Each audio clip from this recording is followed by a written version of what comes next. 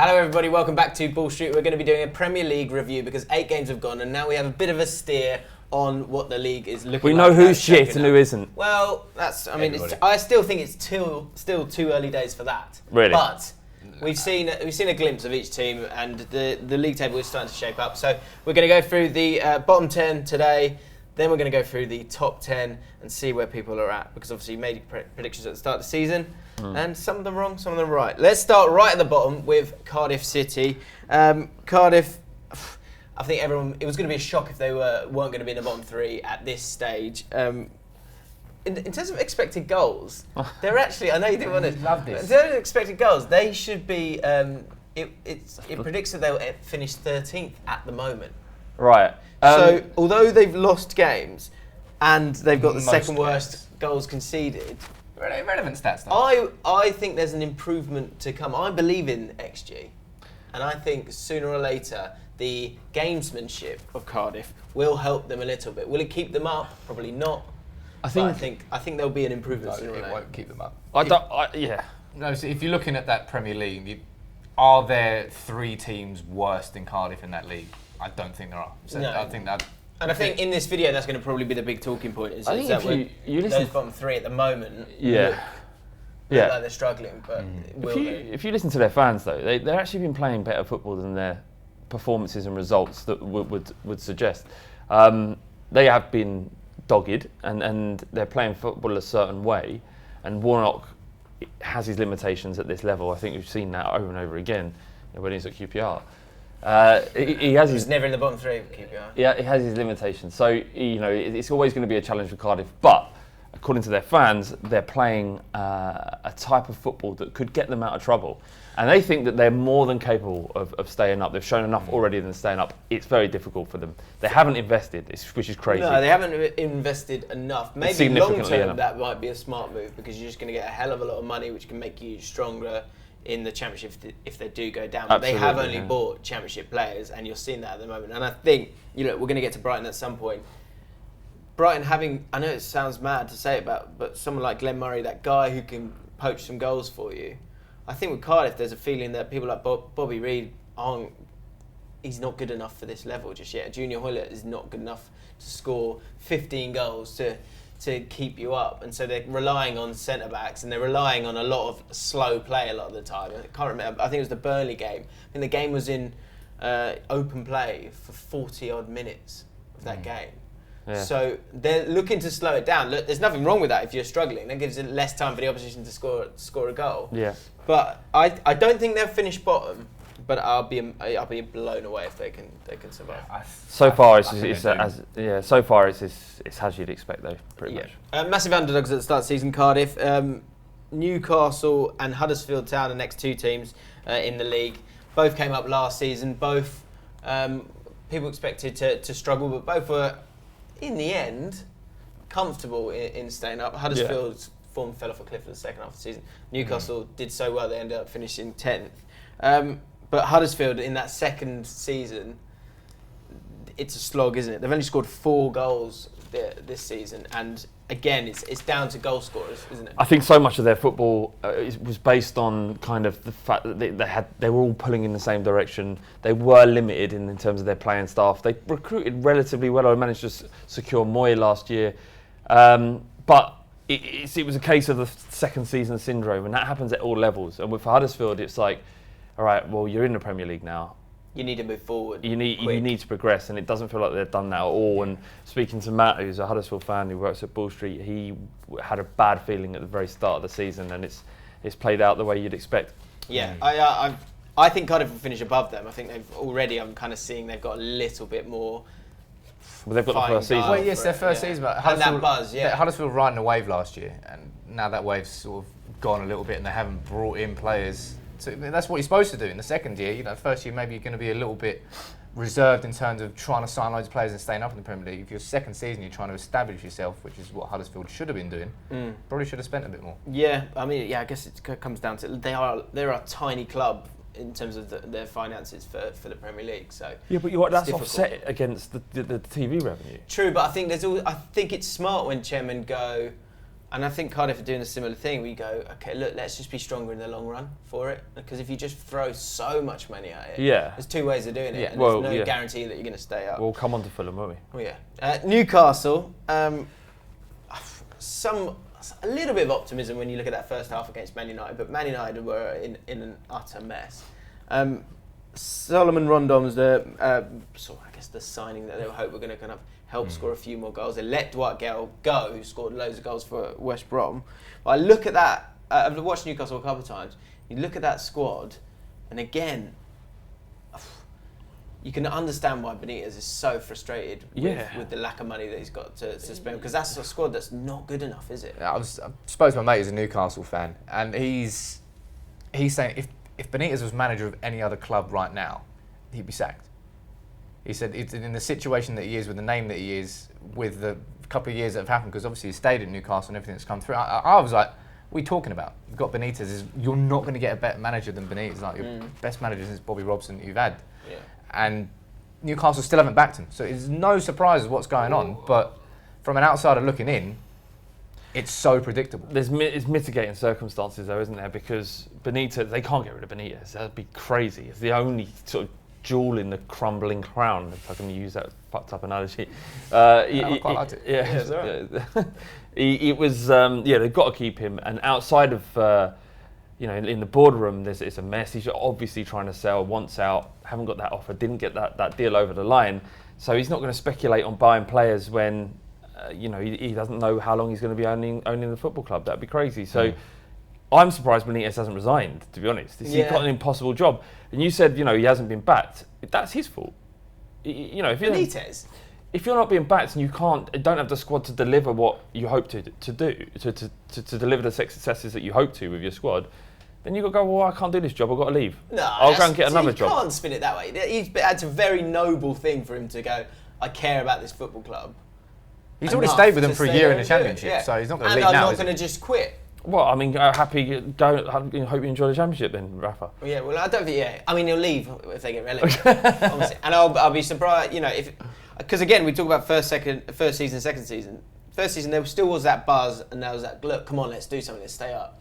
But like you say, there's a different feeling when you get into the second season. And if nothing's changed again by the end of this season, then I don't think there's a single Newcastle fan that would begrudge Rafa Benitez walking away at the end of the season. The thing is about this Newcastle squad as well, though.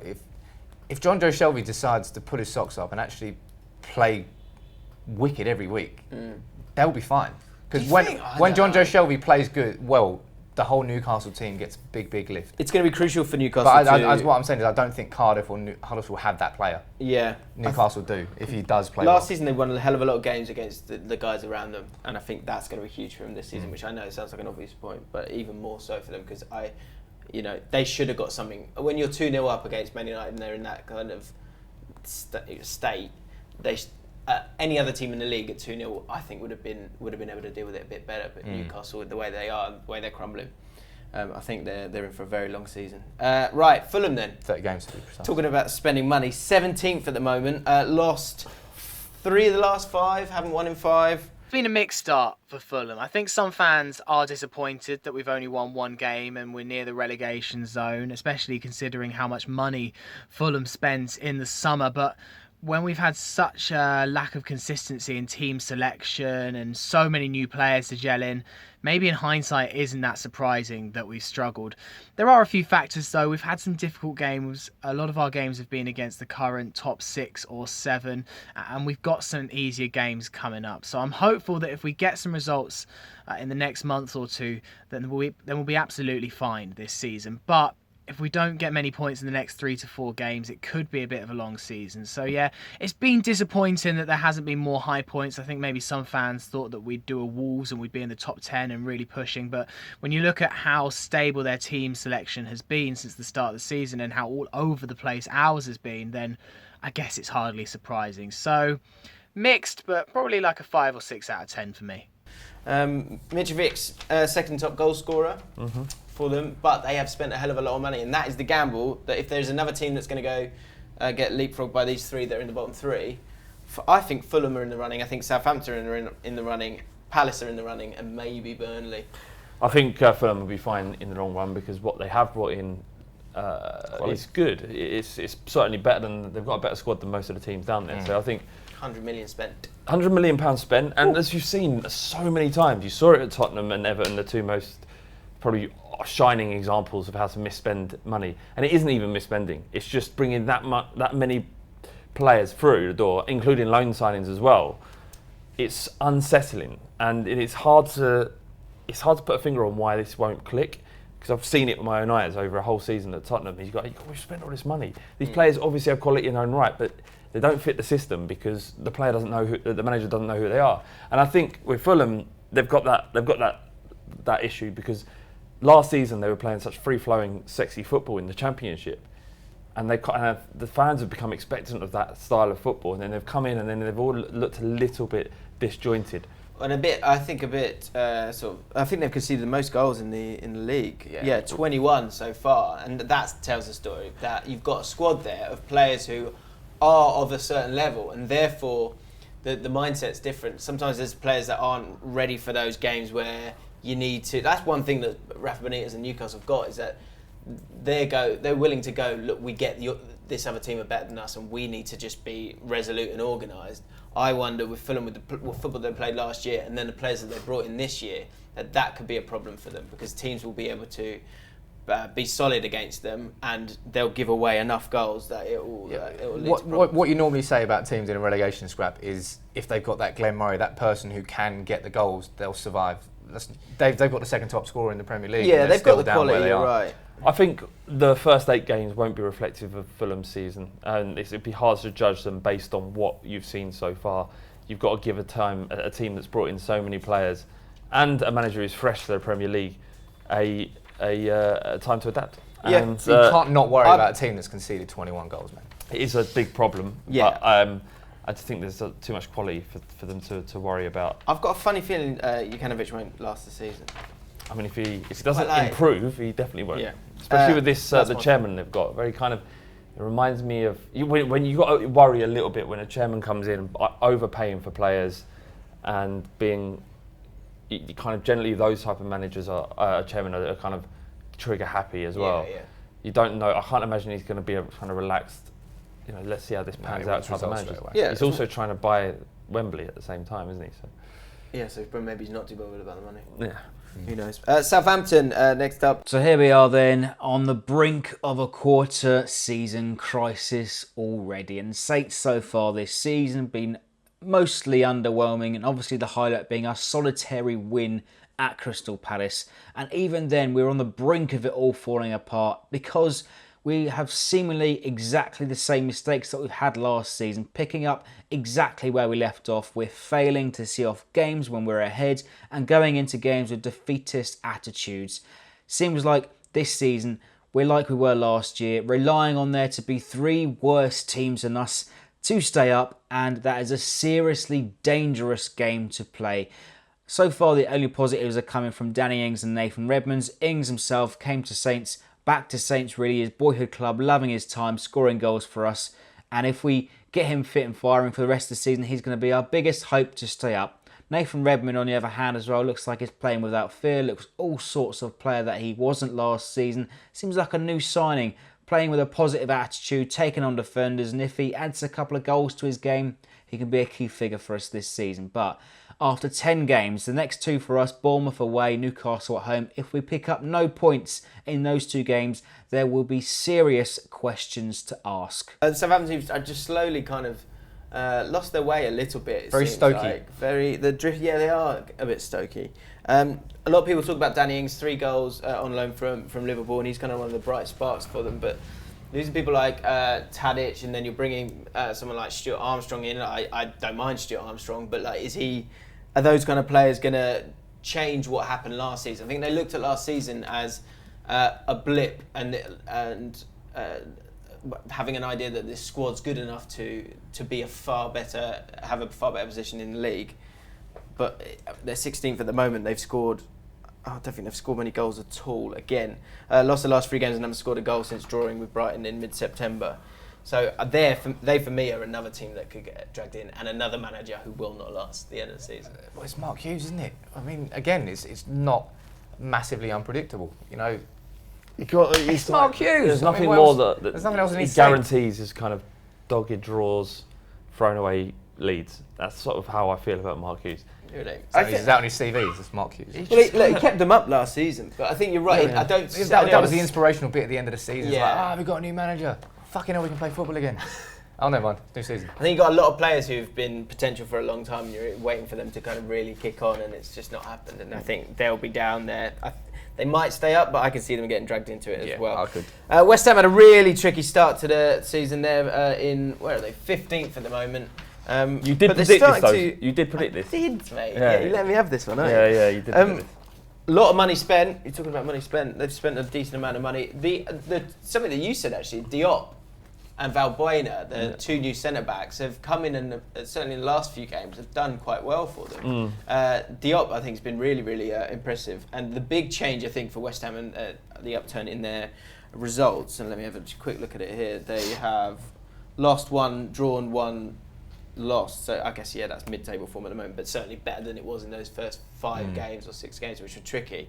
Is Declan Rice coming in and Wilshere going out, because they started off with Noble and Wilshere and it didn't work, did it? No. Well, Wilshere, I think Wilshere's picked up an injury as well, but Declan Rice has been kind of transformed into a defensive midfielder under Pellegrini, and whereas under Moyes he was played as a centre back, and obviously there's this big furore around England and Ireland, and Declan Rice mugging Ireland off basically and saying that he's going to play for England. Kevin Gilvan fuming. Yeah, I bet. So. He looks a good prospect, but it goes back to this kind of spending and the excessive spending that they did. And I say excessive because, it's you're spending big and gambling on players that you don't necessarily have any real idea whether or not they're going to be any good. They're 6 points off Watford, who are sort of where I think they're 9th. Which is that's the kind of area that they're going to want to be, so they're going to need to claw that back. Do you think? They had a great result against Man United. Do you think that West Ham will climb the table with the players they got? Yeah, absolutely. There's one player I'm really, really impressed with. Obviously, Arnautovic, when he was at Stoke, he had games, but he disappeared so often that I was like, is there any real genuine quality there? Yeah. But he really is top. I think he's a top draw player, and I think West Ham need to hold on to him. And if he can continue, he's had a resurgent form. It seems like Pellegrini trusts him. Obviously, he was great under Moyes as well.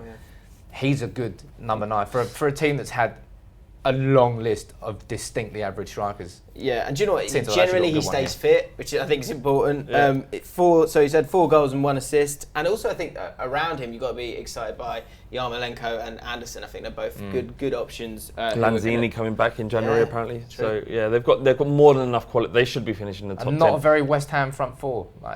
The way I remember West Ham playing for years is not.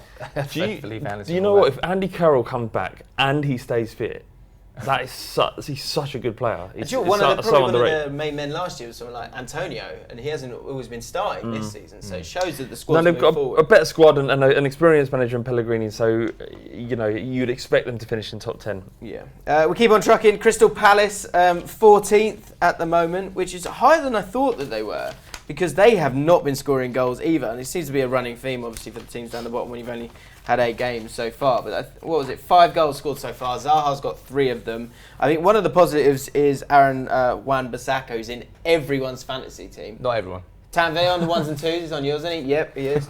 Definitely in mine. And he's 20 years old. He was a winger. He's now become a right back, and he's had a great start to the season. Raving about him, aren't they? But it's the same old thing with Palace, is you cannot score goals, and they're so reliant on. They don't concede that many. That is true. Opposite of Fulham, they're a very watertight team. If they win games, it's 1-0. If they lose games, it's basically 1-0. When has Roy Hodgson's teams ever been expansive and free flowing? Anyway, I mean that's fair. That's a fair point. But you've got they're over reliant on Zaha. That's got to be a massive concern if you're a Crystal Palace fan. There's some chat at Selhurst Park that it's coincided with the fact that the Homesdale Fanatics are not there this season. Obviously, the atmosphere at the stadium is nothing like what we've known Palace to be in the last 10 years or so, and a lot of people are putting the drab home performances down to this lack of atmosphere at Selhurst Park. It's not; they're not used to be playing in a quiet environment. I think there's a team that kind of almost just you forget about for the entire season. They're there. Hull. Hull. Stoke City for a good number of years. They were just there and they were fine in the Premier League. I can imagine Palace being, like you say, solid enough to kind of keep picking up points. They'll kind of drift towards the bottom three at a few moments, but overall, I think they're going to be fine this season. Wilf Zaha could save Cardiff. He could save on his own. He could save Cardiff. He'd save Huddersfield. What if he played for Cardiff? Yeah.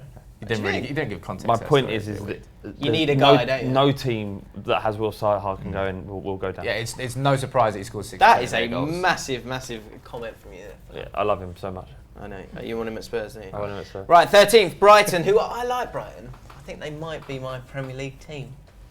Really? Yeah, I just like that. I like the vibe. I like Chris Hughton. I like they've got good, solid centre backs. And you like Glenn Murray. Noses. Glenn Murray. Glenn Murray. I'm starting to turn on him because towards him. Yeah, towards him because he's what's he got? 5 goals in 8 games. Second top scorer in the league. Goals. He's just got something about him, and I like that in a league, in a world where it's all about the physicality of people, the pace, and all that stuff. Glenn Murray with his balding head just keeps popping up. More goals than Sanchez for Man United. It's not very hard. He's got 1. Yeah, more goals than. Kieran, just keep going. You'd probably say most of the United squad. Is it okay to rely on Glenn Murray for a whole season when he's 35? Why not? If he's scoring the goals, who cares about his age? Is he going to be able to keep going? Why isn't he in the England squad, James? A travesty. I mean, yeah. Brighton, I think I said at the start of the season I think Brighton will have a good season. They're 13th at the moment, and obviously it is tight there at the moment. But I like him, man. Chris Hughton's stable. It's a stable mid-table. That's where Brighton are going to be for the next 4 years. If Chris Hughton was a table, it'd be sort of mahogany mid-sized table and it'd be stable. It wouldn't be this not table. Like this. Yeah, Brighton. I think they should be hoping for. They should aim for 11th or 10th. Yeah, that would be the dream, wouldn't it? Burnley, they're the other team that I'm still not totally convinced on. I mean, I thought everyone agreed they're going down, and now suddenly they turn the form comes back in. Is it about the Europa League? Well, it was at the start, wasn't it? But why? Look, see, you're not having this, are you? The burnout, it's not burnout. It's just, they're just tired and they've got a thin squad. And so they were playing in the middle of nowhere, Turkey, on a Thursday night. Greece. And they have to get back to play was it Greece? Both, it was both. Yeah. Then they had to get back Scotland too. And play on the Sunday, and that's a squad that's not used to it. When previously they've had a clear game plan that they've been able to work on for a week with good pros that aren't getting injured. It's the first season in 30 years that they've had European football, and they didn't recruit massively in the summer, and Sean Dyche is struggling to adapt. But then they go and pump Bournemouth 4-0, was it? Yeah, incredible. So it wasn't exactly like a 1-0 scrappy win. It seems like they're refining their form. And again, just like Hughton's still the manager of, I see clubs that have had a manager and have had him for like a couple of years that have a bit of consistency. I don't think their fans should be worried about anything to do with relegation. Yeah, because there's a lot worse in this Premier League than that. But I guess the consistency comes from results, because you don't get the results and you're going to get the sack. But it shows, it's not just stability of those two. They're really good managers. Really good managers. Yeah, for sure. And Joe Hart, well done, mate. Because him slagging you off for ages. He's starting to turn it around. He's terrible. It's like deserved all the slagging. From being one of the best goalkeepers in the country to like this guy. Not even playing on loan at Torino. Is he actually a goalkeeper? Well, where's the stat? Second in total saves. Tom Eaton's like, I've got to go, haven't I? And he's playing really well. I need a new and job. I've got fucking Nick Pope over here. Old Popey. What's the point of me? Yeah. Well, yeah, that's it. Competition places is good for Burnley. They must have the 3 best goalkeepers, like in terms of collection of squad goalkeepers in world football. Do you think? Maybe. Nick Pope, England international. Tom Eaton, England international. Joe Hart was once an international. England captain. Was he an England captain? Was that when he shouted? Give me the ball! Yeah. Poor little ball boy, he's never recovered. And finally, we finish off with Everton, who are 10th at the moment. So I'd say Everton's season so far has been steady and positive. Lots of new signings bought late in the summer, and we're just trying to fit them all into a team. Some of them haven't even played yet. All those new signings look really, really good as well, so that's really positive. And it's about finding what works and what doesn't work under Marco Silva. So it's going to take a little bit of time. We've had some good results, we've had some poor results, but the football is a million times better than it was under Sam Allardyce. And you feel like if it clicks, it can really push us forward, whereas previously not really had that feeling. And with players like Bernard, Richarlison, Gylfi Sigurdsson now playing in the middle of the park, it feels like we can go and win games and enjoy watching Everton. So hopefully with a few more signings, it could be very, very positive. Is he the man for the job? Look, they're 1 point off. He's just had to get it in. They're 1 point off. Sorry, I'm not that happy about you. Well, Bournemouth are smashing it up in 16th, but they're 1 point off. Is he the man for the job, James? Well, I mean, Flav, you've always been a huge advocate. He's a great manager. Yeah. Just saying, is Everton the right job for him? I think there's Wasn't a the lot question you posed. I think the type of football's a lot better. Obviously, that was got Sigurdsson playing, haven't they? I think Sigurdsson and Walcott are going to score a lot of goals all season, and Richarlison's obviously going to chip in as well. But yeah, you could see with I think that was one of the wins earlier in the season. I can't remember which, but it was at home. You could see that Sigurdsson's playing that number 10 role. He hasn't got that much pace, but he's now got a lot of runners in front of him, Walcott in particular, who he can find because he's got that vision. And then when you've got attackers stretching the play, it sometimes gives him that little bit more space to score some goals. And he started off really well. Scored a screamer against Leicester the other week. He scored a great goal, I think it was the week before. I think he's huge for them. And for 50 million, I guess you're kind of relieved that he's turning it on as much as he has. There's a lot of talent in the squad. Inherited a lot of talent as well. There's still a load of players that haven't even started yet for them. Yeah, Andre Gomez, Mina as well. Mina, I don't know much about Mina. I only saw him play against England in the World Cup. But the Andre Gomez I've seen a few times, and he's a lovely, lovely footballer. Lovely stuff. Very cultured, just glides around the pitch. Right. They do have quite a lot of those footballers now, don't they? Like some cultured, like Bernardo Silva. He's like number 8. Like a number 8. And I mean, if you imagine last season, was it Coleman at the start of last season for Everton? Yeah. And they had all these they had Rooney in there, they had Sigurdsson, they had all these number 10s. It was like, what the fuck? No idea what to do with all these number 10s. And now they seem to have sorted it with Sigurdsson. Yeah. And they've got their one man, and they can build a team around him. Yeah, they've got players around balance. him. Yeah, so I mean, Richarlison, everyone's like, well, 40 million, ooh. But he was Premier League proven. He's come in, he's done it straight away. He's got a silly red card, so he's been banned for a couple of games. But that was a good purchase by a manager who trusted it. It was a manager who bought the same player twice at 2 different clubs. Yeah. Marco Silva seems to be knowing what he's doing now, and Everton, they've had that period now for the last couple of years. They've been spunking money left, right, and centre, and seeing what sticks. If you had spunk on the Ball Street bingo, yeah, you won it. But look, Everton now. He's the right manager. He really is the right manager, and I think they'll finish on the edge of the top 6. Ultimately, the proof is which isn't good enough for them, by the way. The amount of money they've spent. It isn't good enough. No, the amount of money they've spent, they've done it to break into that top 6. I think they were looking at what Spurs had done this season and thinking we can try and replicate what Spurs have done, because they're comparable in size, Spurs and Everton. Yeah, We've probably got a bit more money and a little bit more global presence, and obviously got the Champions League money there. I mean, we're a bigger club. But I'm just saying, there's comparisons there that can be made. Anyway, there's a blueprint for Everton to follow, and I think Marco Silva is the right manager to get that over the line. And if they do finish in the top 6, is an incredible season for them. I wouldn't be too unhappy if I was an Everton fan if they finished 7th or 8th, and then they crack on next year. Yeah, you just want a progression and a lot more points than last season. Right, there you go. Those are our thoughts on the bottom half. We'll do the top half tomorrow. Let us know your thoughts on your side or any other sides, and who are going to be the bottom 3, who are going to get relegated. Let us know in the comments below. If you've enjoyed this video, then hit the like button, subscribe to Ball Street, and we'll see you soon.